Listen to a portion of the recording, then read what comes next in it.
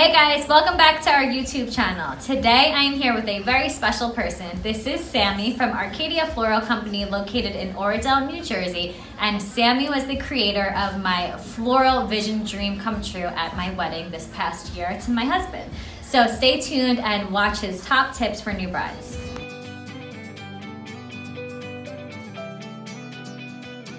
So today I'm here with Sammy at Arcadia Floral in Oradell, New Jersey, and we're going to go over our top tips for new brides when looking for florals for your wedding. You know, with Pinterest nowadays, you have access to these elaborate so many photos online. And sometimes that's not, something that's available to every client.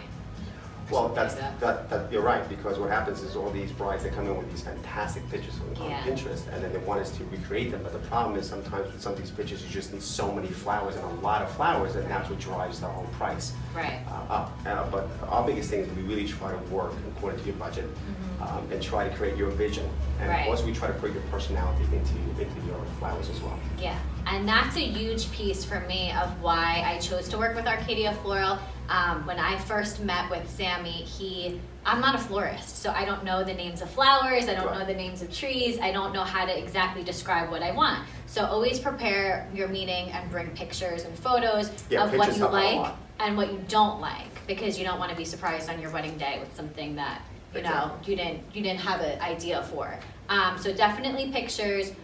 If you're at a great florist like Arcadia, they'll be able to really manipulate something to put it into your theme just by you describing colors and themes of your wedding and time of year and season. And to me, one of the biggest pieces that I learned about the floral budget is that it has a lot to do with your guest count. Of course. Depends on the amount of tables you have as well. Yes. So there's a big difference whether you're planning for 100 people or you're planning for 350 people. Yeah. So obviously the table centerpiece is probably the most expensive part of the whole wedding. Right, and that's the most of anything you're going to need. Yes. Because if I had about 210 people at my wedding, and we had like 23 tables at the end of the day. So that's 21 to 23 centerpieces. So whatever centerpiece you pick, times that by 23. And it adds up very quickly. It adds up very quickly, and that's where like the bulk of your money is going. And then you have your arrangements, your bouquets, your personal bouquets, flowers. if you do a boutonniere for the men. So everything ends up adding up. So definitely having a solid budget. It also depends also where your summer's going to be at too, because again, if you're getting married, let's say at a church or a synagogue, compared to having the wedding at the venue, because certain venues, what makes it much easier for us is we can actually take your table centerpieces and use it for the ceremony. Yeah. Providing you have cocktails after your ceremony. If you do the reverse, then we can't really reuse the centerpieces. Yeah, so that's a really great tip, is definitely to reuse your centerpieces. So use them throughout your ceremony if possible, and bring them over. Have a great team that will be able to prep them and bring them over to your reception area, and then you get more bang for your buck basically with that. What do you think is another interesting tip for people to keep in mind when they're picking centerpieces for their wedding? Well, I think the biggest one would be as far as whether you're going to go with a low centerpiece or something elevated off the table, because you want to make sure that you do not be blocking up. You're not going to be blocking conversation at the table. Right. Because of course, like all of us, I don't like going to an affair and you have something right in the middle, and you and I can't see each other. Right. And then you don't want people to be taking the centerpiece and literally putting it on the floor after you spent all this money. Right. So the biggest thing, of course, is you want to make sure that you have a clean side across the table. Yes, that's a huge tip that I didn't think of, but now that he brought that up, I have definitely been the one at my mom's Easter Sunday dinner table that has moved the floral arrangements off the table because it's just like blocking the views. But that's at a dinner. You don't do that at a wedding. Correct. So we want to make sure that you have even eyesight across the table to talk to all your guests and for everyone to enjoy themselves. Yes. It's perfect.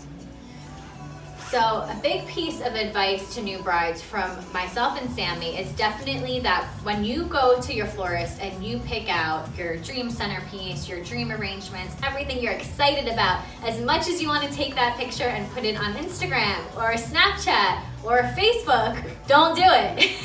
Because then you just spoiled like one of the biggest pieces of your theme and your vision on your special day. And what has been happening is some girls do that, or some brides do that, and then they call up their florist and Sammy on the other end of the phone, and they're like, you know what, I thought about it, we have to redo everything. Correct. And start from scratch, because they basically, you know, gave away what the entire vision's gonna be. So me working in the public eye, I'm used to having to hold some stuff close to the chest for a long time, hence you haven't seen my wedding yet, but you will soon.